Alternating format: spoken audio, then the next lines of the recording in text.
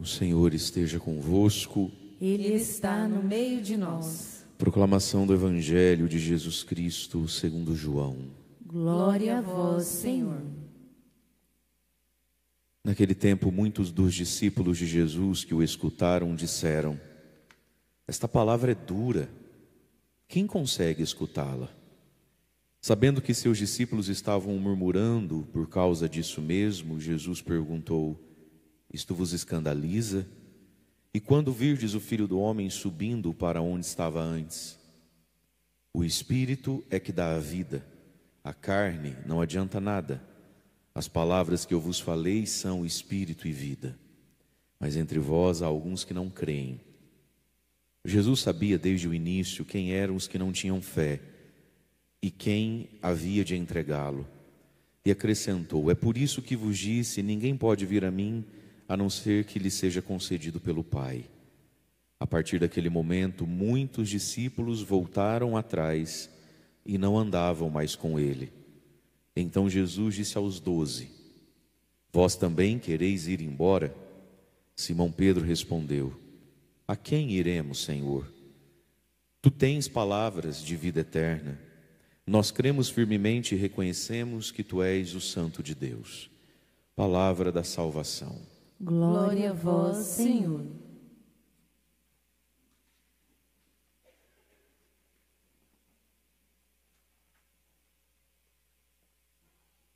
Irmãos e irmãs, nós terminamos hoje a leitura do capítulo 6 do Evangelho de São João, que é o capítulo eucarístico do Evangelho de São João. Já lemos na outra semana o capítulo 3, que é o capítulo da teologia do batismo, Jesus e Nicodemos, nascer do alto. Agora a gente teve, desde a sexta-feira da semana passada, o sacramento da Eucaristia. Semana que vem nós vamos entrar no capítulo 10 de São João, que é o capítulo do sacerdócio, quando Jesus vai falar do bom pastor. Nós terminamos então esse capítulo 6 com um julgamento, né? Parece até um apocalipse, parece até o julgamento final, onde é separado a direita e a esquerda, né? Os salvos e os condenados.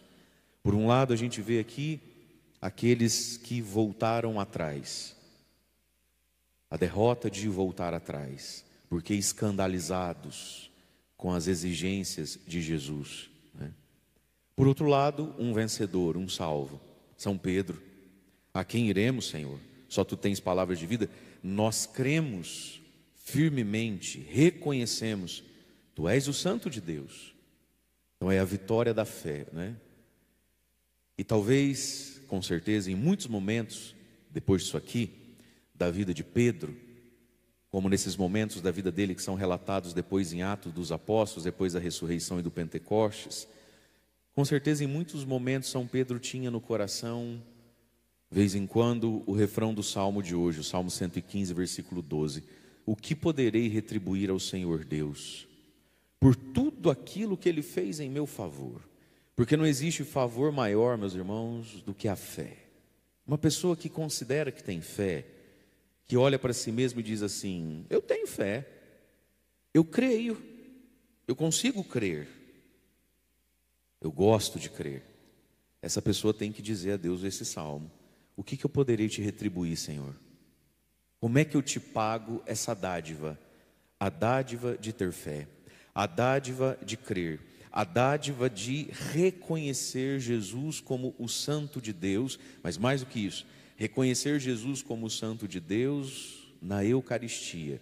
Porque essa profissão de fé aqui de Pedro, que boa parte da multidão não conseguiu dar, diz aqui que eles ficaram assustados, escandalizados e voltaram atrás. Era a respeito, e foi a respeito de qual assunto que muita gente falou: não vão andar mais com esse cara, esse tal desse Jesus aí não. Esquisito, um maluco, e fala uns negócios que não precisam, exagero. Qual foi o assunto que fez com que pessoas não quisessem mais Jesus? Qual foi o assunto que fez com que Pedro dissesse: tu és o Santo de Deus? O assunto, nesse capítulo 6, foi o tempo todo a Eucaristia, um pão que não é pão, um pão que é carne e que tem que comer. Ou come ou não come? Tem que comer. Foi diante desse fato, desse anúncio, da necessidade de que, para estar com Deus, eu preciso ir ao encontro dele no pão da Eucaristia, eu preciso sair de mim, e daí eu preciso me vencer, eu preciso me mover, eu preciso me acertar, eu preciso renunciar a algumas coisas, ou coisas às vezes muito preciosas, do meu ego, do meu sonho, da minha vida, para ter isso, porque sem isso não tem salvação. Pedro teve essa dádiva, ele acreditou. Então, irmãos e irmãs, crer em Jesus, crer no Evangelho, crer na igreja, e dentro disso tudo, né, crer na Eucaristia, no mistério do corpo e sangue do Senhor, isso é algo que deveria nos fazer pegar esse salmo emprestado, olhar para Deus e falar assim: Senhor, que poderei retribuir? Como é que eu pago isso? Porque essa é a verdadeira, a maior riqueza que um ser humano pode ter na vida. As outras têm sua beleza, têm seu tamanho, têm sua importância, têm sua vez, têm seu lugar na nossa vida, mas nenhuma delas é maior do que isso. E aí esse salmo do rei Davi, escrito ali uns 700 anos antes de Jesus, é uma grande prefiguração de coisa que Davi nem sabia direito o que estava falando, mas inspirado falou, né? Que poderei retribuir ao Senhor Deus por tudo aquilo que Ele fez em meu favor. Elevo o cálice da minha salvação, invocando o nome santo do Senhor. Esse cálice elevado só vai ter sentido, motivo, porquê e para quê, 700 anos depois, quando Jesus na última ceia pega o cálice. Mas essa palavra então é para nós. O que poderemos retribuir a Deus? Tudo aquilo que Ele nos faz em nosso favor. E aí a gente fica tentando imaginar coisa para retribuir. E tem um monte de coisa que a gente faz e que expressam retribuição. E sempre que a gente identifica que aquilo ali é um modo de retribuir a Deus, tem que fazer, porque se não faz, está pecando por mesquinharia, por preguiça, por uma avareza espiritual e emocional. Mas toda a nossa retribuição sobe ao céu de um jeito que toca e comove o coração de Deus, quando a gente está presente na Eucaristia, para dizer o grande amém da missa, depois que o sacerdote diz ou canta: por Cristo, com Cristo e em Cristo, a vós, Deus Pai Todo-Poderoso, na unidade do Espírito Santo, toda a honra e toda a glória. Por que toda a honra e toda a glória? Aí cada um é que sabe por que quer dar toda a honra e toda a glória a Deus, né? Toda a honra e toda a glória, agora e para sempre. É nesse amém que o coração de Deus não aguenta. É nesse amém que o coração de Deus derrete. É nesse amém que o coração de Deus vira manteiga. Quando a gente está presente para elevar o cálice da nossa salvação. E aí de novo, meus queridos, lá em casa, agarradinho no travesseiro, com o tercinho bolado entre os dedos, não tem um cálice para ser elevado. Lá em casa, debaixo do chuveiro, pensando muito em Jesus, na Santíssima Trindade, na água que cai, não tem um cálice para ser elevado. O cálice elevado. E nesse amém que tem que ser dito de modo convicto, forte, de boca cheia e não soluçado,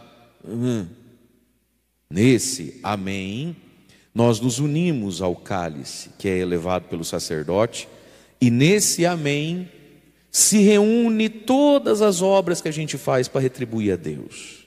A cartela que comprou do bingo da igreja, o pobre que passou na nossa porta a gente ajudou, a cadeira que a gente ajudou a carregar depois do final de uma missa tão longa, só porque amanhã tem...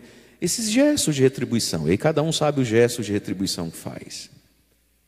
Amar alguém, perdoar alguém que só por Deus... Não tem gente que a gente fala: só por Deus mesmo que eu vou... Mas tá bom, Jesus, só por Ti. Olha que coisa, tem gente que dilata a alma só por Jesus. Agora isso precisa subir ao céu. Onde é que sobe ao céu isso? Se você ser colocado no correio, no SEDEX celestial, na transportadora divina, onde é que isso sobe ao céu? Nesse amém dado na missa. Elevo o cálice da minha salvação. E aí o salmista continua dizendo: vou cumprir minhas promessas ao Senhor, na presença do seu povo reunido. Porque o que é a fé? Professar a fé, no fundo, é fazer uma promessa, né? Quando São Pedro disse: só tu tens palavra de vida eterna, nós cremos, eu creio, eu reconheço. Nisso ele já está prometendo para Jesus um monte de coisa. Então tá bom, vou cumprir minhas promessas ao Senhor. Onde que a gente cumpre as promessas? Do nosso batismo, na presença do seu povo reunida. E aí na Eucaristia a gente ganha o coração de Deus para nós, os sentimentos de Deus em nós. O Salmo continua dizendo, porque é sentida, doída por demais. É sentida por demais pelo Senhor. Deus percebe, Deus sente a morte dos seus santos, seus amigos. Portanto, comungar é entrar nessa comunhão de sentimentos com o coração de Deus, com o coração de Jesus, que sente, que dói, que se entristece com a morte dos seus santos, seus amigos, a morte espiritual, a morte moral, das pessoas que vão se perdendo.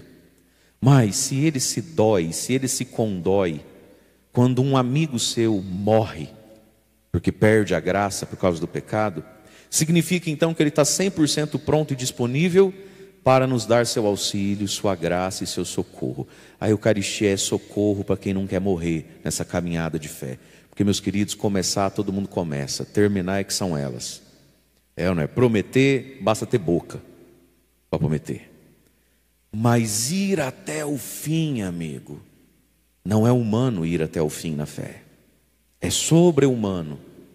Nós precisamos estar alimentados do céu em nós. E a Eucaristia nos dá uma identidade. Vem aí o versículo 16 do Salmo que diz assim: eis que sou o vosso servo, ó Senhor, vosso servo que nasceu da vossa serva, mas me quebrastes os grilhões da escravidão. Por isso oferto um sacrifício de louvor, invocando o nome santo do Senhor. Eu me reconheço como? Eis que sou o vosso servo, Senhor, que nasceu de vossa serva. Agora aqui tem uma cristologia aqui, vamos fazer um pequeno parênteses. Quem é que de fato, a única pessoa que pode dizer assim a Deus Pai: eis que sou o vosso servo que nasceu de vossa serva? Só Jesus pode dizer isso. Quem é a serva do Senhor? Eis aqui a serva do Senhor. A serva do Senhor é a virgem filha de Sião, é a jovem que conceberá, dará à luz um filho. A serva do Senhor, de modo próprio, é uma mulher só, a Virgem Maria. Minha mãe é uma querida. Eu posso dizer, a minha mãe é uma serva de Deus, mas a gente usa essas palavras por empréstimo, por uma profunda analogia, né? E elas têm o seu tanto de verdade, mas em sentido próprio, estrito. Quem é a serva do Senhor? Só a Virgem Maria. Portanto, quem é o único que pode dizer assim: sou teu servo porque nasci da tua serva? Se serva só ela. Essa palavra é o próprio Jesus falando. É o próprio Jesus aqui que diz isso. E aí, o próprio Jesus é que pode dizer: mas me quebrastes os grilhões da escravidão. Por óbvio, não a escravidão do pecado, mas a escravidão da morte, do sepulcro. Mas unidos a Cristo que estamos pelo batismo, a gente pode então emprestar esse versículo para nós e dizer: pela comunhão com o corpo de Cristo, eis que sou o vosso servo, Senhor. E a Eucaristia é lugar de quebrar os grilhões da escravidão. E a Eucaristia é lugar de dar graça pelos grilhões que foram quebrados. É muito estranho alguém que tem o que agradecer a Deus e você não vê a pessoa na igreja. Não, pá, Deus sabe da minha fé, eu faço as minhas orações. Nossa, todo dia eu agradeço a Deus, sabe? Todo dia eu agradeço. Mentira! Não agradece nada, nem lembra de agradecer. E se agradece, quer agradecer um pouquinho só. Porque se você convidar para vir agradecer aqui, não, sabe o que é? É que amanhã tem um churrasco lá, é que assim, um menino, ele quase foi meu afilhado. Observei. Aí começa o converseiro.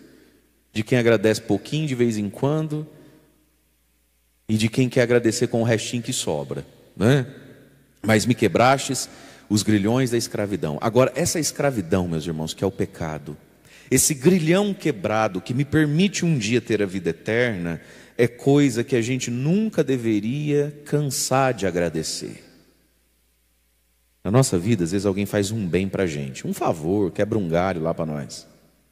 Aí você agradece uma vez, agradece duas vezes, tal. Aí chega uma hora e você fala assim: ô fulano, se liga, filho. Você quer agora que eu passe o resto da vida te agradecendo? Porque você me deu uma carona, porque você me... Pô, já te agradeci. É ou não é? Agora tem coisa que se a gente agradecer todo dia, o resto da vida, ainda não agradeceu tudo. Irmãos, a salvação, o perdão, o céu, a fé. Se a gente agradecer todo dia e viver 100 anos nessa terra, não vai ter agradecido tudo. Ainda vai entrar no céu devendo um agradecimento. Mas me quebrastes os grilhões da escravidão. Versículo 17. Por isso oferto um sacrifício de louvor. A Eucaristia, entre tantas coisas, para a gente não se alongar demais, vamos ficar só com essa expressão por causa do salmo de hoje. Também é sacrifício de louvor. Um sacrifício para o louvor. Então na missa a gente pede, na missa a gente intercede, mas na missa a gente faz um sacrifício de louvor. A missa é uma grande ação de graças, ela toda, pelos benefícios do Senhor. Mas estávamos falando então de Pedro, que de vez em quando, com certeza, se lembrava desse salmo e perguntava para Jesus: Senhor, que poderei retribuir pelo aquilo que o Senhor fez na minha vida? De ter me olhado na beira-mar lá, com uma rede vazia sem peixe, e ter me chamado para ser apóstolo. Que poderei te retribuir pelo teu perdão, pela tua paciência, que poderei retribuir pelo teu investimento em mim, de achar que era eu que devia ser a rocha, a pedra, que poderei retribuir pelo teu perdão depois que eu te neguei 3 vezes, que poderei te retribuir por me ter dado o Espírito Santo de um jeito tão profundo, e com certeza talvez Pedro, depois desses 2 fatos que Atos dos Apóstolos narra curtinho aqui da vida de Pedro, talvez chegava em casa, tomava um banho, ia rezar para dormir e pensava também que poderei retribuir ao Senhor Deus, né? Olha o que Deus fez com Pedro, o pescador. Atos dos Apóstolos, então, cria aqui um intervalinho. Ele vai narrando bastante a vida de Pedro, aí depois fala da vida de Estevão e de Filipe um pouquinho, aí narra a conversão de Paulo. E antes de falar mais agora da vida de Paulo, cria esse pequeno parênteses, retomando 2 fatos da vida de São Pedro, porque Pedro é o mais importante deles, e Pedro não pode ficar esquecido. Então São Lucas volta, escreve mais uma página para Pedro, para depois começar a falar bastante de Paulo, né? Fala ali então que a igreja crescia e diz assim, Atos 9:33, Pedro percorria todos os lugares, foi até Lida, e aí vai falar de 2 milagres que Pedro fez, que foi show de bola, não podia ser esquecido. Um é de um homem chamado Enéas, ficou paralítico há 8 anos, estava numa cama. Pedro então olha para esse homem e olha a ousadia de Pedro. Ele olha para esse homem, chama Enéas, e fala assim: Enéas, Jesus Cristo te cura. Levanta, arruma essa cama, volta a andar. Depois de 8 anos, né, filho? 8 anos. Então Jesus está te curando, pode ficar de pé, vai para casa. Agora imagina Pedro chegando ele em casa agora. Em casa, comeu alguma coisinha, tomou um banho, pegou o celular, olhou o grupo da paróquia. Palmeiras jogou. Perdeu. Tá, dormi, tô cansado. Imagine o que começa a passar agora na cabeça, né, no coração de Pedro. Rapaz, eu fiz o Enéas andar, maluco. Imagina. Claro, Jesus te cura, mas curou através do quê? De Pedro. Imagina a gratidão, a alegria do coração de Pedro e o filme que não passa na cabeça do Pedro. Que coisa linda. E aí Pedro se pergunta: Senhor, que poderei te retribuir, né? Retribuiu com a vida, retribuiu com o martírio, mas retribuiu com aquilo que textos paralelos e históricos da Escritura, e que não estão em Atos dos Apóstolos, narram, né? As celebrações da primeira comunidade, das primeiras comunidades, as eucaristias da primeira comunidade, e o quanto era perigoso celebrar, né, os sacramentos, mesmo enquanto os apóstolos estão vivos.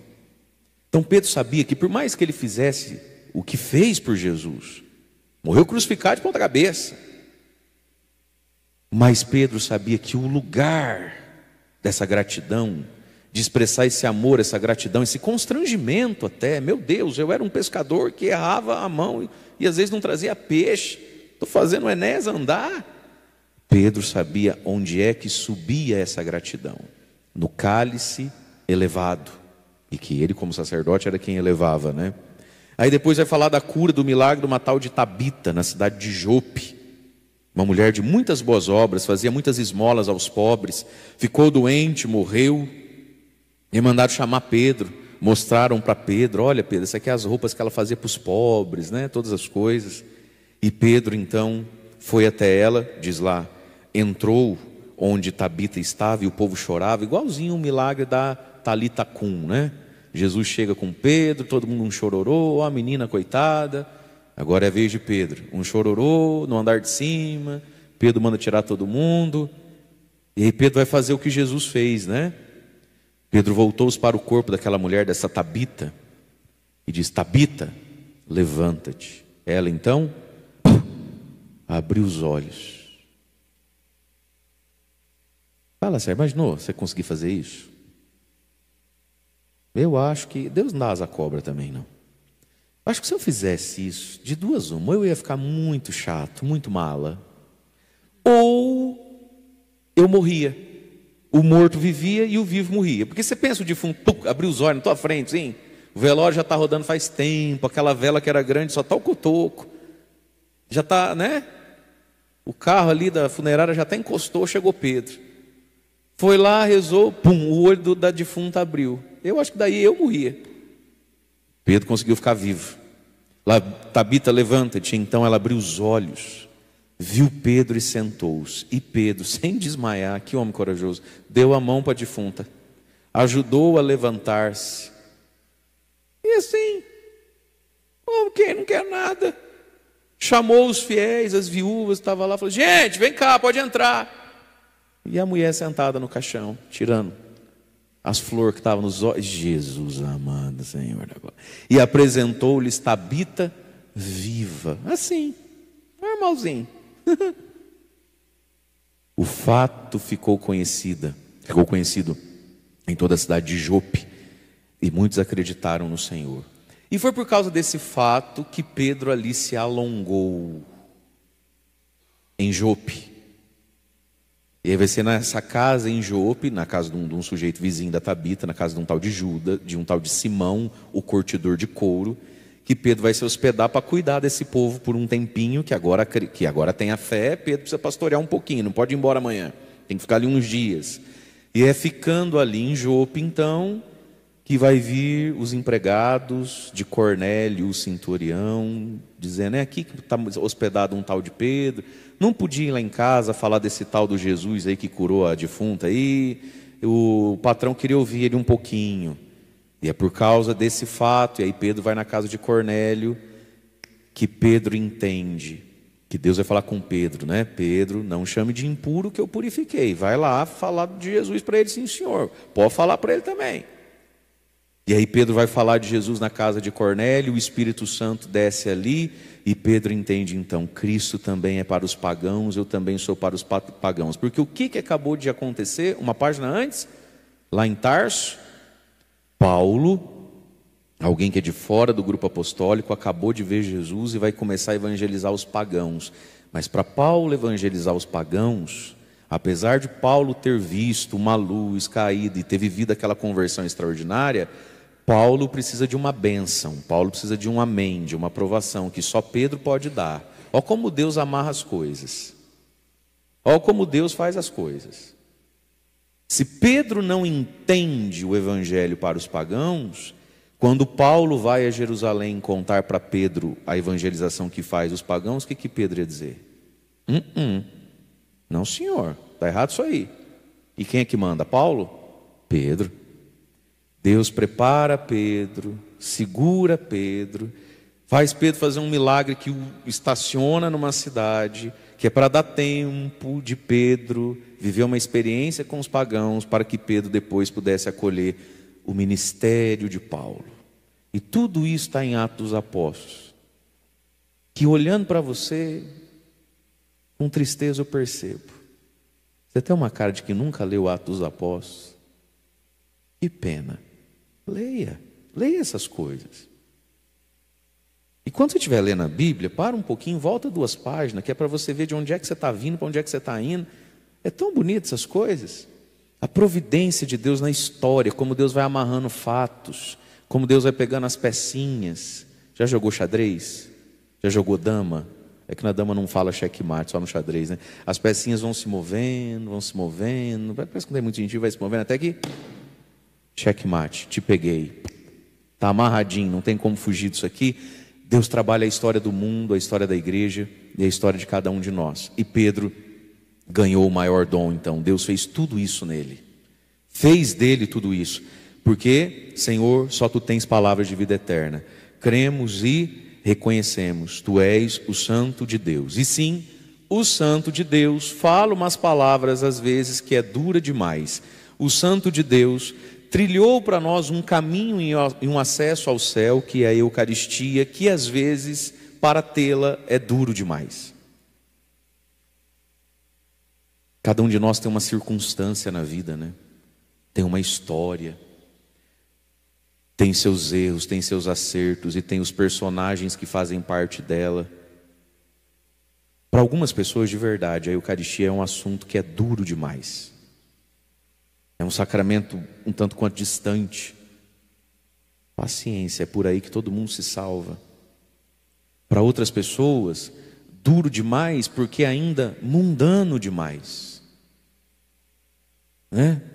Duro demais porque ainda mundano demais, iludido demais. Não vou entrar aqui nos méritos, já viralizou essa semana, né? De que tem gente que quando casa não devia comungar, devia receber um brigadeiro. Aqueles brigadeiros de casamento dos bem caros, porque no fundo é aquilo ali que é o Deus da pessoa. Só isso explica o fato de não estar casado. A tal da festa, né? Ai, padre, mas eles vivem bem, eles se tratam bem, eles não podem comungar. Não, não pode comungar. Porque eles se vivem bem, se tratam bem, mas eles amam um brigadeiro. Ué, é eles que estão dizendo isso da vida, sou eu não. E aí para algumas pessoas é duro demais abrir mão do sonho daquela festa, com aqueles brigadeiros, com aquela banda. É duro demais admitir que é pobre, né? Às vezes, por que não cai logo a ficha, né? Nunca vai ter você nunca vai ter isso aí. Chama só nós mesmo. Faz um espetinho corrido ali, filho. Você sabe quem é pobre devia casar de manhã, né? Casa de manhã. Porque toda festa que é à noite é 3 vezes mais cara. Casa de manhã, aluga em um pesqueiro, aí, uma chácarazinha, faz um porco no tacho com mandioca, um arroz, uma farofinha. Eu não, uma saladinha de tomate bem azedinha, por causa do porco, do tacho. Chama lá só quem de fato importa mesmo. 4 vezes menos dinheiro, já estava casado. E as fotos ainda ficam bonitas, porque a luz do dia é melhor que qualquer luz de qualquer coisa. Eu não vou ficar dando mais dica para quem quer ficar atrasado na vida, não.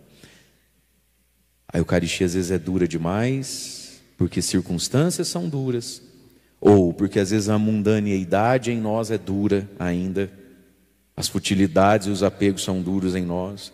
Às vezes a Eucaristia é dura demais porque o nosso orgulho ainda está ali, dependendo do que fez ou está fazendo, o certo mesmo era ir se confessar. E confessar não é fácil, né? Você sabe que o sacramento da confissão é um barato, né? Eu acho que é o sacramento que o Satanás mais se diverte, né? Antes de confessar, porque depois que confessa ele é perdido, ele é humilhado nesse sentido, derrotado. Mas antes, o capeta entra na mente do povo. O que o padre vai pensar de você? Meu Deus, como é que você vai falar? E a pessoa fica uma semana, fica uma vida tentando elaborar como é que vai dizer para o padre que. Só chegar e dizer. E toda vez que a gente confessa o pecado de um jeito que a gente não elaborou, que é confessar, você só confessa. O demônio acho que se diverte atrapalhando a cabeça, causando medo, ansiedade, né? Palpitação, insônia. É as durezas da Eucaristia, né? As durezas do corpo do Senhor. Às vezes tem gente que está precisando confessar. A dureza de morar longe. A dureza de ser o único que vai e todo mundo fica em casa com pressa e pronto. Mas de nada. Cada um sabe da dureza. Essas palavras são duras demais. E veja, quem foi que disse que essas palavras, essa exigência, esse caminho que Jesus trilhou para a gente ser salvo é duro demais? Muitos discípulos. Portanto, meus queridos, não existe discípulo mesmo, não existe discipulado mesmo, desviando da Eucaristia. Ou considerando ela em pouca conta, considerando ela como algo, se der, é que hoje eu estou, é que amanhã eu precisava, Discípulo mesmo, reconhece esse valor. E quem é discípulo e não reconhece esse valor, vai jogar fora o potencial do próprio discipulado. Muitos discípulos voltaram atrás. Mas aí tem uma pessoa aqui ainda, o Espírito Santo. Jesus disse: isso vos escandaliza? Vocês estão assustadinhos? Aí ele vai dizer assim: o Espírito, com E maiúsculo, o Espírito Santo. O Espírito é que dá vida. A carne não adianta de nada. As palavras que vos falei são Espírito e vida. Portanto, sempre que a gente escuta a palavra, a gente já recebe o Espírito Santo. E é na unção e na luz do Espírito Santo que a gente entende a própria palavra que o Espírito Santo comunica.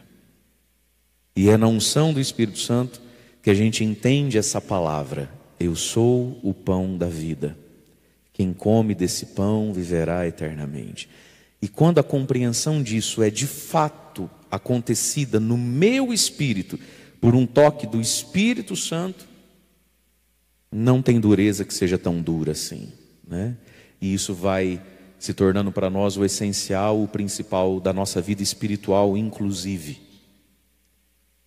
Porque o Espírito de Deus vai nos movendo para a gente crescer espiritualmente. Aí a gente vai encontrando muitas belezas desse caminho espiritual. Músicas, devoções, santos, textos, diário de Santa Faustina, a própria Sagrada Escritura. Tanta coisa, é lindo e nos ajuda a crescer.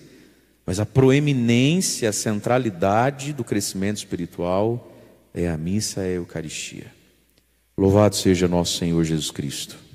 Para sempre seja louvado.